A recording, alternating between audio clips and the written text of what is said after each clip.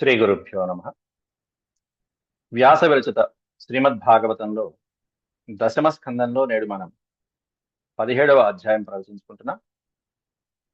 నేడు చెప్పుకోబోయేటువంటి అంశం కాళీయుడు రమణక ద్వీపాన్ని విడిచిపెట్టి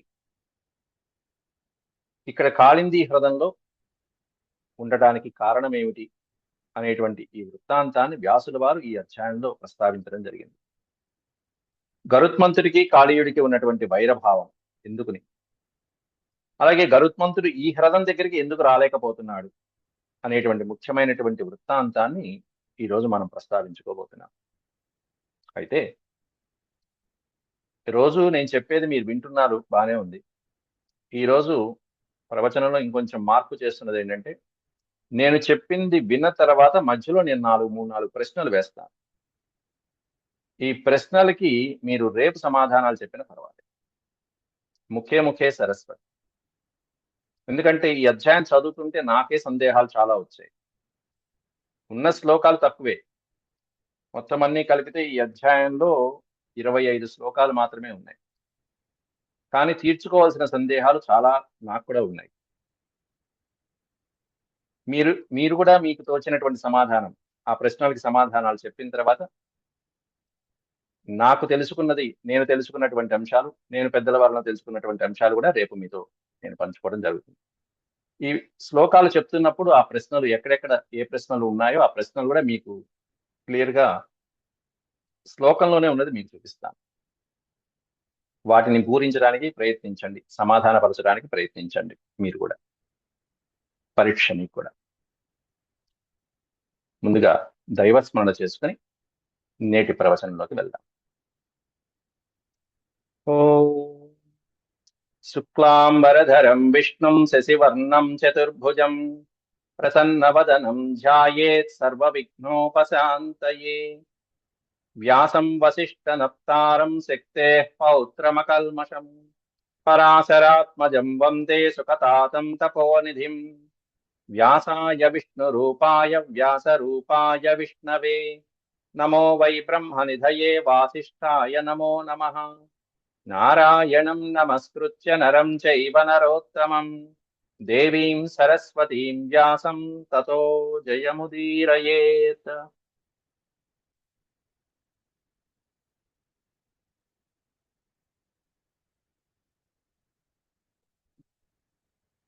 ఈ 17వ అధ్యాయంలో మనం నిన్నటి రోజున 8 శ్లోకాల వరకు పూర్తి చేసుకున్నామండి. సుపర్ణ పక్షాభిహత కాళీయోతీవ విహ్వలః ప్రదం వివేశ కాళింద్యాస్తదగమ్యం దురాసదం. గరుత్మంతుడి యొక్క వామపక్షము, ఎడమ దెబ్బ ఒక్కడి చూశాడు.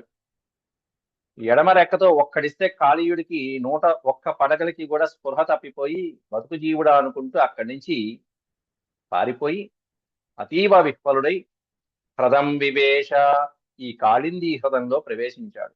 ఎట్లాంటి హ్రదం ఇది? కాళింద్యాస్తదగమ్యం దురాసదం. ఎవరు ప్రవేశించలేనటువంటిది, దురాసదం. ఈ ముఖ్యంగా ఈ గరుత్మంతులు లాంటి వారు చేరుకోవటానికి అసాధ్యమైనటువంటిది, అగమ్యమైనటువంటిది. అట్లాంటి హ్రదంలో కాళీయుడు ప్రవేశించాడు. ప్రాణరక్షణ. అప్పటి నుంచి ఎన్నో సంవత్సరాలు సుఖంగా జీవించాడు, కుటుంబాన్ని వృద్ధి చేసుకున్నాడు, పుత్రపౌత్రులు అందరూ హాయిగా ఉన్నారు, బంధువులు స్నేహితులు అందరూ ఉన్నారు ఇక్కడ. అట్లాంటి జలంలో అయితే అడిగిన ప్రశ్న ఏంటంటే, పరీక్షిత్ మహారాజు, ఈ కాళీయ హ్రదంలోకి గరుత్మంతుడు ఎందుకు రాలేకపోయాడు అనేటువంటిది ఇప్పుడు నేను చెప్పుకోబోతున్నటువంటి అంశం. తత్రైకదా జలచరం గరుడో భక్ష్యమీప్సితం నివారితం సౌభరిణా ప్రసహ్య క్షుదితో హరత్. తత్ర ఏకదా జలచరం గరుడో భక్ష్యమీప్సితం. పూర్వం ఒకప్పుడు బాగా ఆకలిగా ఉన్నటువంటి గరుత్మంతుడు భక్ష్యం, ఆహారం కోసం వెతుకుతూ జలచరం, ఈ జలంలో, ఈ హ్రదంలో ఉన్నటువంటి ఒక మహామీనాన్ని, ఒక మహామత్స్యమును, ఒక చేపను, పెద్ద చేపను ఒకదాన్ని భక్షించడం జరిగింది. ఆ భక్షించడానికి వచ్చాడు, ఆ భక్షించడం అయిపోయింది. అక్కడ పక్కనే ఉన్నటువంటి సౌభరి అనేటువంటి ఒక మహర్షి ఈ దృశ్యాన్ని గమనించి నివారిత సౌభరిణ. సౌభరిణ నివారిత అపి. సౌభరి అనేటువంటి మహర్షి వద్దు, ఈ జలచరాలను ఏమి హింసించవద్దు అని చెప్పినప్పటికీ కూడా, నివారించినప్పటికీ కూడా, ప్రసహ్య క్షుదితో హరత్. ప్రసహ్య క్షుదిత. తినటానికి ఆహారం తినడానికి సర్వహక్కులు ఉన్నాయి నాకు, అందులో ఆకలితో వచ్చాను, తినకుండా ఎలా ఉంటానని చెప్పేసి ఆ క్షుదిత అంటే క్షుద్బాధతో, ఆకలి బాధతో దాన్ని కాస్త, ఆ మీనాన్ని కాస్త హరించాడు గరుత్మంతుడు. దాంతో కోపించినటువంటి సౌభరి గరుత్మంతుడికి శాపం పెట్టాడు. ఆ మహామీనం ఎప్పుడైతే మరణించిందో ఆ జలాశయంలో ఉన్నటువంటి చేపలన్నీ కూడా వచ్చి మహర్షిని వేడుకోవడం జరిగినాయి. దాంతో కరుణించినటువంటి మహర్షి గరుత్మంతుడికి శాపం పెట్టాడు, ఇంకెప్పుడు రాకూడదు, రాకుండా చేశాడు.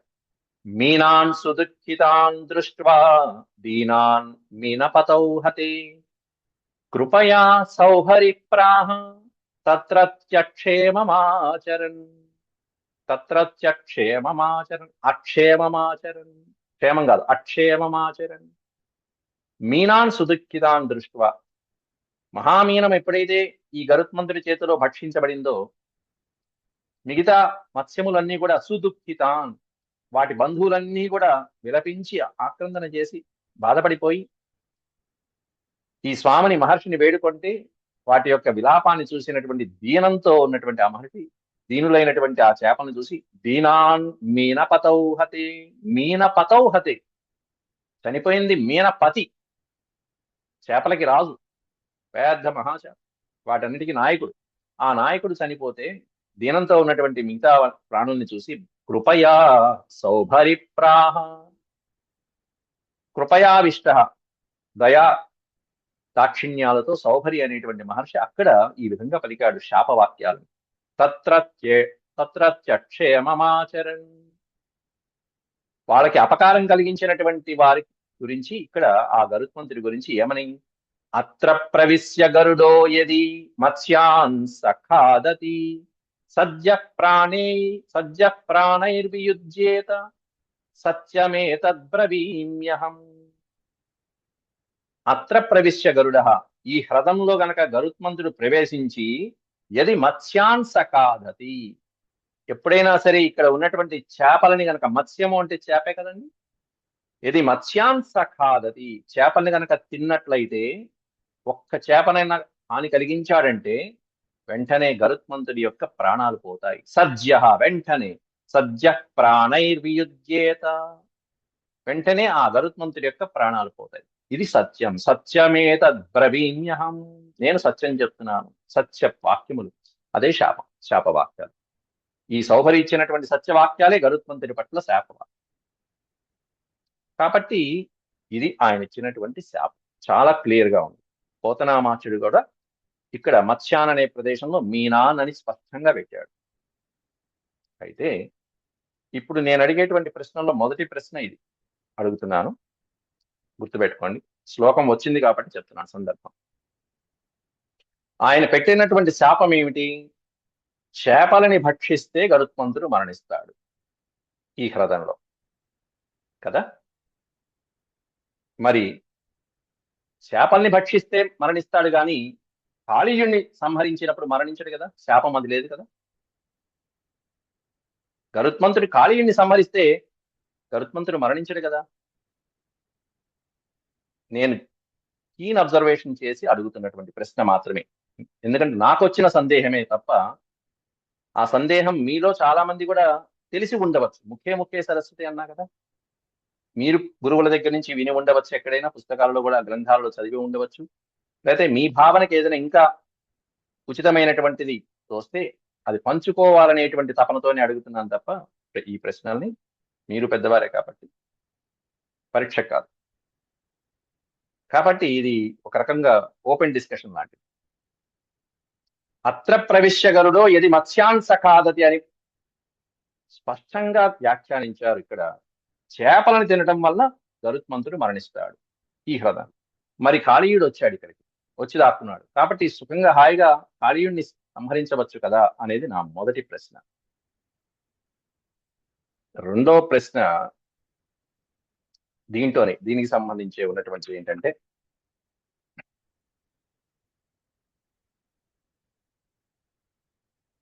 ఈ శాపం కాళీయుడికి మాత్రమే తెలుసు.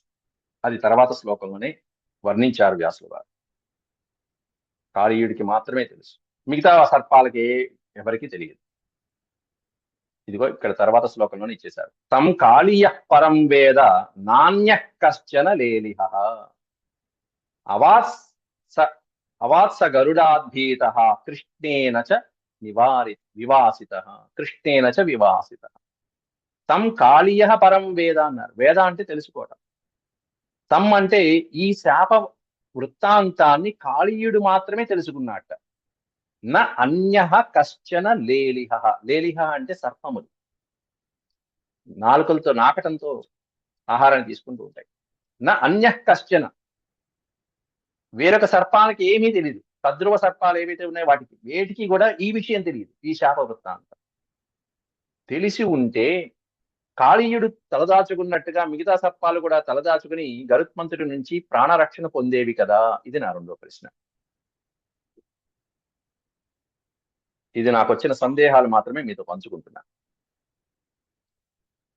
ఈ పాఠం అయిపోయిన తర్వాత, ప్రవచనం అయిపోయిన తర్వాత మీరు మన గ్రూప్ లో చర్చించుకోవచ్చు, లేకపోతే రేపైనా మీరు చెప్పవచ్చు. తం కాళీయ పరం వేద నాణ్య కశ్చన లేలిహ. ఇది కాళీయుడికి ఎట్లాగొట్లా తెలిసింది మొత్తానికి. ఆయన శాపం పెట్టే సమయానికి అటుగా వెళ్తూ ఉండటం వలన విని ఉండవచ్చు, పోని విన్నాడు, తెలుసుకున్నాడు.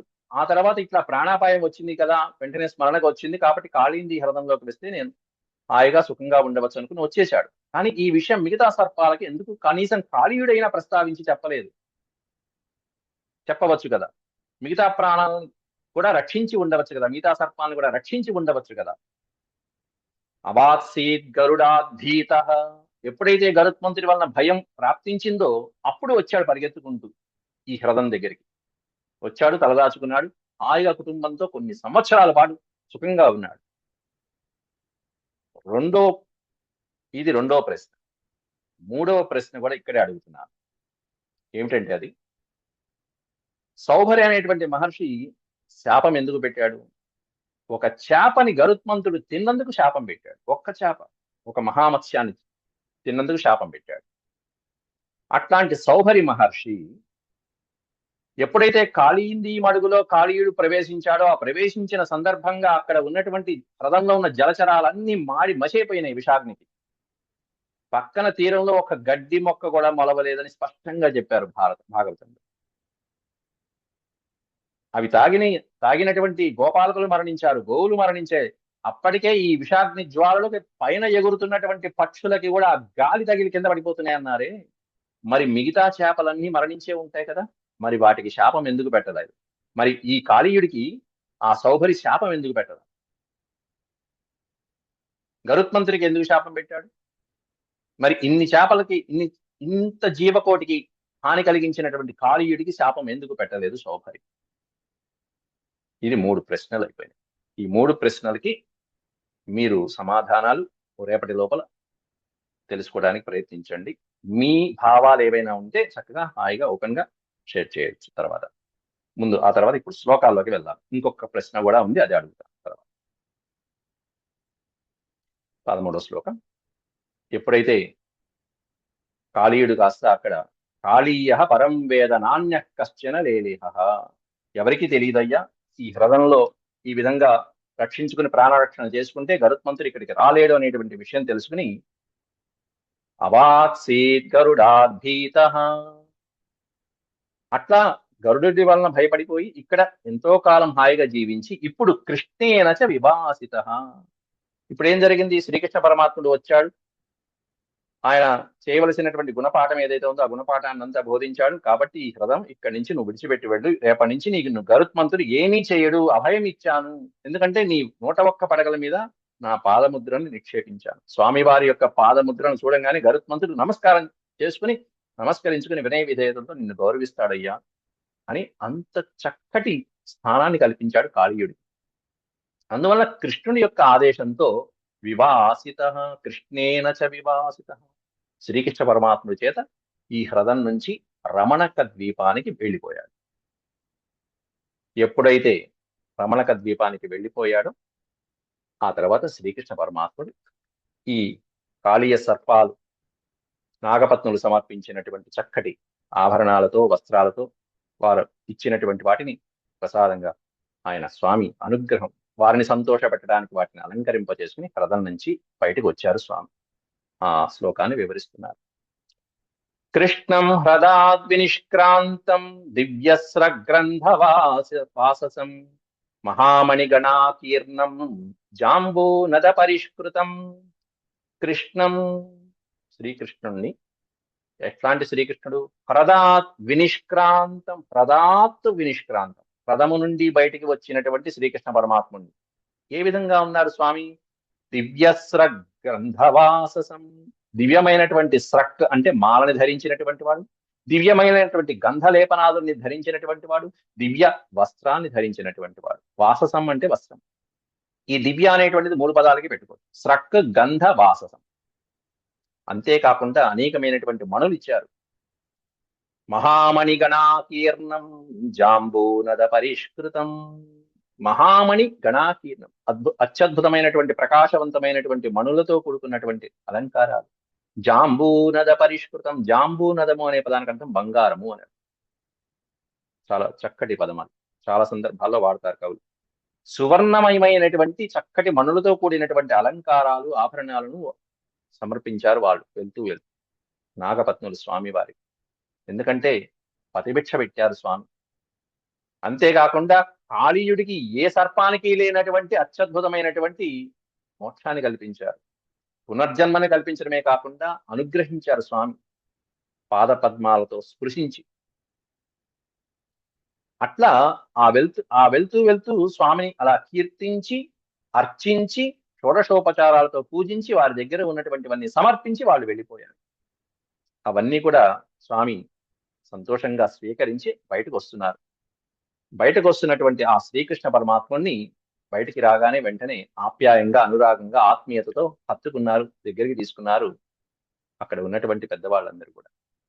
ఉపలబ్ధోత్థితా సర్వే లబ్ధ ప్రాణా ఇవాసవః ప్రమోద నిభృతాత్మానో గోపా ప్రీత్యాభిరేభిరే. ఉపలబ్ధ ఉత్థితా సర్వే, ఉపలబ్ధ ఉత్థితా సర్వే. అప్పటిదాకా శ్రీకృష్ణుడు ఏమైపోయాడు అని చెప్పి అలా నిశ్చేష్టులై పడిపోయి, చేష్టలేం లేదు, ఇంకా నిశ్చేష్టులై పడిపోయి ఉన్నారు. సంజ్ఞలు లేవు, నిస్సంజ్ఞలతో ఉన్నారు అక్కడ. మూర్ఛపోయినటువంటి వాళ్ళు కొంతమంది. అట్లా ఉన్నటువంటి వాళ్ళందరూ ఒక్కసారిగా ఉత్థితా సర్వే ఉపలబ్ధా లబ్ధ ప్రాణ ఇవ అన్నారు. లబ్ధ ప్రాణ ఇవ అంటే ప్రాణములు తిరిగి వచ్చినట్టుగా, పోయిన ప్రాణాలు తిరిగి వచ్చినట్టుగా. అసవహ అనే పదం ఉంది. అసవహ అంటే ప్రాణాలు, అసువులు.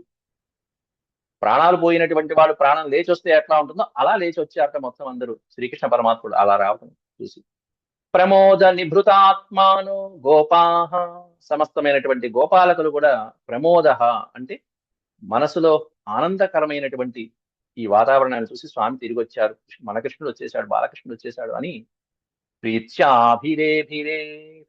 అభిరేభిరే ఎదురుకుండా వెళ్ళి స్వామిని వెంటనే ఒకళ్ళ తర్వాత ఒకళ్ళు స్పర్శించి అలా ఆలింగనం చేసుకుంటూ వస్తున్నారు. దాంట్లో ముఖ్యంగా యశోదారోహిణి నందగోపాలకుల యొక్క విషయాలు చెప్పుకుంటూ వాళ్ళ మనోరథాలన్నీ ఎట్లా తీరుతున్నాయనేటువంటిది చెప్తున్నారు. యశోదారోహిణీ నందో గోప్యో గోపాశ్చ కౌరవః కృష్ణం సమేత్య లబ్ధేహ ఆసన్ లబ్ధ మనోరథాః. యశోదారోహిణీ నందః, యశోద, రోహిణి, నంద, గోప్యో గోపాశ్చ, ఇతర గోపాలకులు, గోపీజనులు, గోపికాజనులు ఎవరైతే ఉన్నారో వాళ్ళందరూ కూడా యశోదారోహిణి నందులతో కలిపినటువంటి గోపికా జనాలు ఎవరైతే ఉన్నారో వాళ్ళందరూ కూడా కృష్ణం సమేత్య, కృష్ణుణ్ణి సమీపించగానే, కృష్ణుడి దగ్గరికి రాగానే అమ్మయ్య కృష్ణుడు వచ్చాడు, ఇక మన మనోరథాలన్నీ తీరిపోయినట్టే, మన వాంఛలన్నీ తీరిపోయినట్టే, మన సంకల్పాలన్నీ తీరినట్టే అని భావించారట. లబ్ధేహ ఆసన్ లబ్ధ మనోరథా. కృష్ణుడు వస్తే చాలు మన మనోరథములన్నీ కూడా లబ్ధించినట్టే. లబ్ధ మనోరథ, మనోరథం అంటే మనసులో ఉండే రథాలు. మనసులో ఉండే రథాలు ఏముంటాయి? కోరికలు. దాన్ని మనోరథం అంటారు. మనసులో పరిగెడుతూ ఉంటాయి కోరికలు, కొన్ని వేలు, రోజుకి కొన్ని వేలు పరిగెడుతూ ఉంటాయి. శతాధికమైనటువంటి కోరికలు మనసులో పరిగెడుతూ ఉంటాయి రోజుకి. అట్లాంటివన్నీ మనం అనుకున్నటువంటివన్నీ నెరవేరినట్టుగా భావించుకున్నారు వాళ్ళందరూ శ్రీకృష్ణ పరమాత్మని ముందు చూడంగానే. కృష్ణం సమేత్య, సమేత్య అంటే కృష్ణుని సమీపించగానే వాళ్ళందరూ కూడా వాళ్ళ వాళ్ళ మనసులో ఉన్నటువంటి కోరికలు, ఏం కోరికలు ఉంటాయి వాళ్ళకి, ఏం కోరికలు ఉన్నాయో పూర్వం చెప్పేశారు. అన్నిటినీ స్వామికే సమర్పించేశారు. సమస్తము వాళ్ళ కోరికలు లేవు, బంధువులు లేవు, కుమారులు, తల్లిదండ్రులు ఇవేమీ లేకుండా సమస్తము స్వామినే సమర్పించి శరణు వేడుకున్నటువంటి వాళ్ళు వాళ్ళు అని చెప్పి అంతకు ముందే చెప్పేశారు. కాబట్టి వీళ్ళకి కావాల్సింది ఏమిటంటే, మనోరథం ఏమిటంటే ఓన్లీ వాళ్ళ టార్గెట్ శ్రీకృష్ణ పరమాత్ముని చేరుకోవడం. కాబట్టి ఇక్కడ గోపికా జనాలకందరికీ వాళ్ళ మనోరథం ఏమిటంటే కృష్ణుడిలో లీనమవటం, కృష్ణుడిని చేరుకోవడం, ఆయన్ని సేవించడం. ఇంతకంటే వేరే మనోరథాలు లేవు. ఎంత స్వచ్ఛమైనటువంటి భక్తి అండి వాళ్ళది. మనం ఎన్ని కోరుకుంటాం స్వామి గుడికి వెళ్ళి? ఆ కోరికలు కాదు ఇక్కడ వీళ్ళ మనోరథాలు. అట్లాగే ఈ విధంగా ఉంటే బలరాముడు గురించి చెప్తున్నారు ఈ శ్లోకంలో. ఇక్కడ నేను 4వ ప్రశ్న అడుగుతాను మేము. రామశ్చాచ్యుతమాలింగ్య జహాసాస్యానుభావవిత్. జహాస అంటున్నారు. జహాస అంటే చిరునవ్వు నవ్వటం. బలరాముడు మాత్రం పక్కన తీరిగ్గా చెట్టు కింద నుంచుని తమ్ముడి యొక్క వీరంగం అంతా చూసి నవ్వుతూ ఉన్నాడు. ఈ నవ్వటం అనేటువంటిది మొదట్లో కూడా చెప్పుకున్నాం. 16వ అధ్యాయం ప్రారంభంలోనే అసలు కాళీయ మడుగుకి బలరాముడు లేకుండా వచ్చాడు శ్రీకృష్ణ పరమాత్మ. అది మొదట్లో 16వ అధ్యాయంలో చెప్పేసుకున్నాం. బలరాముడు లేకుండా ఈ గోవుల్ని కాచుకుంటూ వచ్చాడు. వీళ్ళందరూ ఇక్కడ రథం దగ్గర ఇలా పడిపోవడం చూశారు. ఆయన దూకేశాడు. ఇలా పడిపోయారు, బాలకృష్ణుడికి ఏవో జరిగింది అని చెప్పి అనేక ఉపద్రవాలు నందాదులకి అక్కడ గోకులంలో కలిగినప్పుడు అందరూ కంగారు పడుతూ ఉంటే, అయ్యో కృష్ణుడు ఏమైపోయాడో అని అంటున్నప్పుడు బలరాముడు నవ్వుకున్నాడు అక్కడ. ఎందుకంటే దానికి కారణం ఇక్కడ చెప్తున్నారు. ఏంటో చూడండి. ప్రేమ్నా తమంకమారోప్య పునః పునరుదైక్షత నగా గావో వృషావత్సా లేభిరే పరమాముదం అని ఇచ్చారు ఇక్కడ.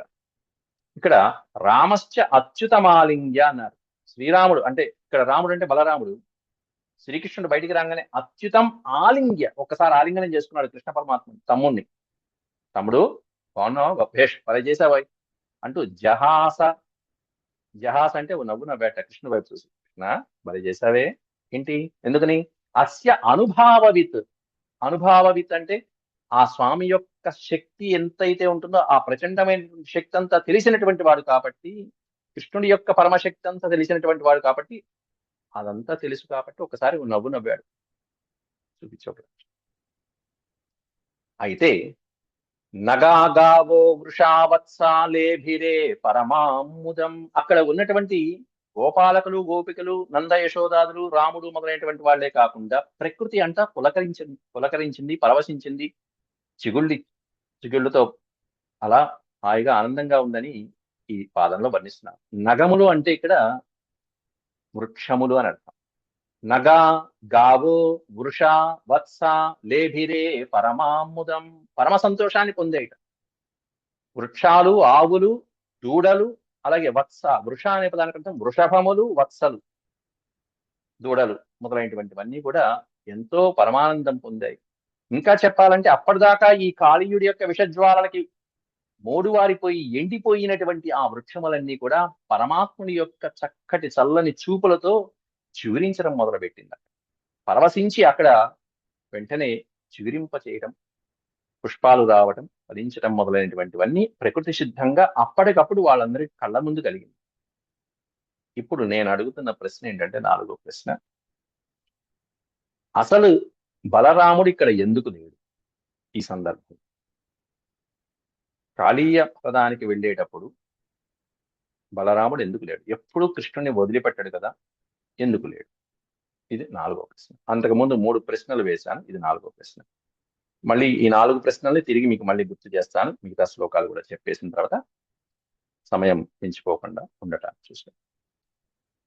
అయితే నందం విప్రాహ సమాగత్య గురవ సకలత్రకాః ఊచుస్తే కాళీయగ్రస్తో దిష్ట్యా ముక్తస్తవాత్మజః. నందం విప్రాహ సమాగత్య గురవ సకలత్రకాః. కళత్రము అంటే దాంపత్య జీవితాన్ని అనుభవించేటువంటి దంపతులు కళత్రం, భార్య భర్త మొదలైనటువంటి నందుడు, అక్కడ ఉన్నటువంటి ఆ నందుడు, యశోద వీళ్ళందరికీ కూడా, వాళ్ళందరి దగ్గరికి కూడా, పెద్దవాళ్ళందరి దగ్గర కూడా బ్రాహ్మణులు మొదలైనటువంటి పెద్దవాళ్ళు ఎవరైతే ఉంటారో విప్రులు వాళ్ళందరూ వచ్చారట. విప్రాసమాగత్య, బ్రాహ్మణోత్తములు సమాగత్య సమీపించి, బ్రాహ్మణులతో పాటుగా గురవః, గురువులు సకళత్రకాహ, గురువులు వారి యొక్క పత్నులతో పాటుగా దగ్గరికి వచ్చి నందుడికి ఒక విషయం చెప్పారట. ఊచుస్తే, ఊచు అంటే పలకట, ఊచుస్తే కాళీయగ్రస్తో దిష్ట్యా ముక్తస్తవాత్మజ, తవ ఆత్మజ, నీ కుమారుడు చిన్ని కృష్ణుడు దిష్ట్యా ముక్త, దిష్ట్యా అంటే దైవానుగ్రహం వలన బయటపడ్డాడయ్యా, ముక్త అంటే విడిపించబడ్డాడు. ఎక్కడి నుంచి విడిపించబడ్డాడు? కాళీయగ్రస్త, విషం, భయంకరమైనటువంటి కాలకోట విషాగ్నులు చిమ్మేటువంటి కాళీయుడి యొక్క ముఖము నుండి, వాడి బారి నుండి అదృష్టవశాత్తు దైవానుగ్రహం వల్ల నీ కుమారుడు బతికి బయటపడ్డాడు. దిష్ట్యా ముక్త తవాత్మజ, తవ ఆత్మజ, నీ కుమారుడు. కాబట్టి ఈ సందర్భంలో చేయవలసినటువంటి దానాలు గాని శాంతులు గాని చేయనాయన. ముందు పిల్లవాడికి ఏ దిష్టి తగలకుండా ఉంటుంది. దేహి దానం ద్విజాతీనాం కృష్ణ నిర్ముక్తి హేతవే, నంద ప్రీతమనా రాజన్ గా సుపర్ణం తదాదిశత్. దేహి దానం ద్విజాతీనాం, దానం దేహి, ఇవ్వవలసినటువంటి దానాలు ఏమన్నా ఉంటే ముందు ఇచ్చేనాయన. ఎవరికి? ద్విజాతీనాం, ఇవ్వవలసినటువంటి అర్హత కలిగినటువంటి బ్రాహ్మణోత్తములు ఎవరైతే ఉంటారో వాళ్ళకి చేయవలసిన దానాలు చేసేది. కృష్ణ నిర్ముక్తి హేతవే, కృష్ణుడు ఈ విధంగా భయంకరమైన కాళీయుడి చెర నుండి విడిపించబడ్డాడు కాబట్టి వెంటనే చేయవలసినవి చెయ్యి. నంద ప్రీతమనా రాజన్, హే రాజన్. ఇక్కడ రాజన్ అనే సంబోధన అక్కడ పరీక్షిత్ మహారాజుకి మనం వాడుకోవచ్చు, ఇక్కడ నందుడికి కూడా వాడుకోవచ్చు. నంద ప్రీతమనా గా సుపర్ణం తదాదిశత్, హే రాజన్, ఓ పరీక్షిత్ మహారాజా, ఆ గురువులు చెప్పినట్టు, బ్రాహ్మణోత్తములు చెప్పినట్టుగా నందుడు వెంటనే మనసు ప్రీతికరంగా, వాళ్ళకి ఏది కావాలంటే అది, గా సుపర్ణం, సువర్ణం కాదు, గా సువర్ణం తదాదిశత్, గోవులని సువర్ణములను అంటే బంగారాన్ని, గోవులని, తదాదిశత్ అనంతమైనటువంటి వాటిని హాయిగా దానం చేసేశాడు మనసు ప్రీతికరంగా కావలసినంత. యశోదాపి మహాభాగ నష్టలబ్ధ ప్రజాసతి, పరిష్వద్యాంకమారోప్య ముమోచాశ్రు కలాం ముహు. యశోదాదేవి కూడా నష్టలబ్ధ ప్రజాసతి, సంతానం తిరిగి వచ్చేటప్పటికి నష్టలబ్ధ, తిరిగి సంజ్ఞని పొందటం అంటే తిరిగి చేస్తాడు. అమ్మయ్య, నా కుమారుడు బతికి వచ్చేసాడు. నష్టలబ్ధ ప్రజాసతి పరిష్వద్యాంకమారోప్య, ఆ పిల్లవాడిని ఏం చేసింది? పరిష్వద్య, ఆలింగనం చేసుకుంది ఒక్కసారిగా కృష్ణ పరమాత్మను. అంకమారోప్య, ఒళ్ళో కూర్చోబెట్టుకుంది. పరిష్వద్యాంకమారోప్య ముమోచ అశ్రుకలాం ముహు, అశ్రుకలాం ముహు ముమోచ, ఆనంద భాష్పాలు. పిల్లవాడు తిరిగి వచ్చాడు, అమ్మో ఎంత ప్రాణగణం తప్పిందో నా బిడ్డడికి. ఆ మహావిష్ణువు కాబట్టి ఆ దేవుడే నా బిడ్డని కాపాడాడు, ఆ మహావిష్ణువే కాపాడాడు, ఆ మహావిష్ణువే కాపాడాడు, ఆ దైవమే కాపాడింది అనుకుంటూనే పాపం. అంతేగాని ఈయనే మహావిష్ణువు అనేటువంటిది తల్లి మనసు కదా. పరిష్వద్యంకమారోప్య ముమోచ అశ్రుకలాం ముహు అని వాళ్ళందరూ పాపం ఆ సమయంలో చీకటి పడుతుంది. ఆ చీకటి సమయంలో వాళ్ళు అక్కడే గడిపారట. అక్కడే గడిపినప్పుడు జరిగిన సంఘటన దావాగ్ని రావటం. తాం రాత్రిం తత్ర రాజేంద్ర శుత్రుభ్యాం శ్రమకర్షితాః, ఊరుష్ప్రజౌకసో గావః కాళింద్యా ఉపకూలతః. ఉపకూలతః అంటే తీరం. ఆ కాళిందీ తీరంలోనే ఆ రోజు రాత్రంతా కూడా వాళ్ళు అక్కడే పడుకున్నారట. తాం రాత్రిం, ఆ రాత్రంతా. ఎందుకనంటే క్షుత్రుభ్యాం శ్రమకర్షితాః, క్షుత్రుభ్యాం అంటే ఆకలి బాధ, దప్పిక బాధ, అలిసిపోయినటువంటి బాధ, పొద్దు నుంచి పిల్లవాడి కోసం బాధలు పడుతూ ఏడుస్తూనే ఉన్నారు ఏం కాళీయుడితో. అందువల్ల ఈ శ్రమతో, మానసిక శ్రమ ఓ పక్కన, శారీరక శ్రమ ఓ పక్కన, వీటితో ఊషుర్ వ్రజౌకశో గావః, ఈ ఆవులు, ఇటు గోపాలకులు వీళ్ళందరూ అలిసిపోయి ఉన్నారు. అక్కడ దాకా వెళ్ళలేకపోయారు మళ్ళీ. సాయంత్రం చీకటి పడింది, అంత మంచిది కాదు. కాబట్టి కాళింద్యా ఉపకూలత, కాళిందీ తీరంలోని ఆ రోజు విశ్రమిద్దామని చెప్పి ఓ చెట్టు కింద అలా పడుకున్నారు.